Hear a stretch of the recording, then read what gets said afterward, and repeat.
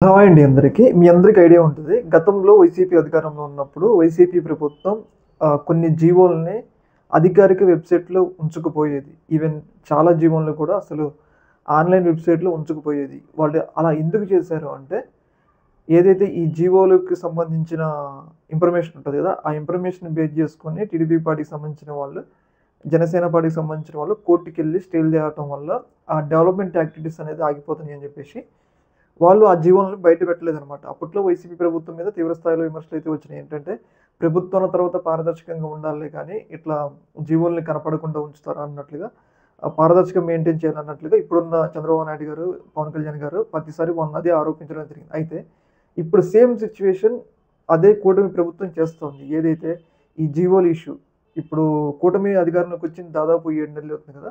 దాదాపు 7 నెలల్లో 76 జీవోలను చాలా కాన్ఫిడెన్షియల్‌గా ఉంచారనమాట. ఎందుకు కాన్ఫిడెన్షియల్‌గా ఉంచారు అనేది ఇక్కడ కీలకమైన ప్రశ్న.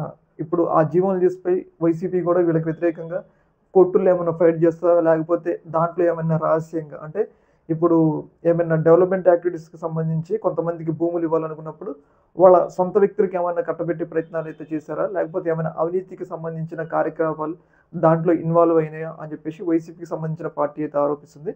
ముఖ్యంగా ప్రభుత్వం అనేది ప్రజల చేత ఎన్నుకుంది కాబట్టి చాలా పారదర్శకంగా ఉండాలి. ఆ జీవోలన్నిటి కూడా బయట పెట్టాలని చెప్పేసి మనం కూడా కోరుకుందాం.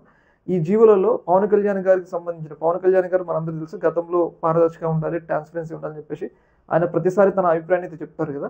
సేమ్ ఇప్పుడు పవన్ కళ్యాణ్ గారి శాఖకు సంబంధించింది ఏదైతే గ్రామీణ అభివృద్ధి శాఖకి మంత్రిగా ఉన్నారు కదా! ఆయన శాఖకు సంబంధించింది కూడా దాదాపు ఒక 6 జీవోలు రహస్యంగా ఉంచారు. కాన్ఫిడెన్షియల్‌గా బయటికి చెప్పకుండా ఉన్నాయి. అయితే ఈ యొక్క జీవోలలో ఏముంది?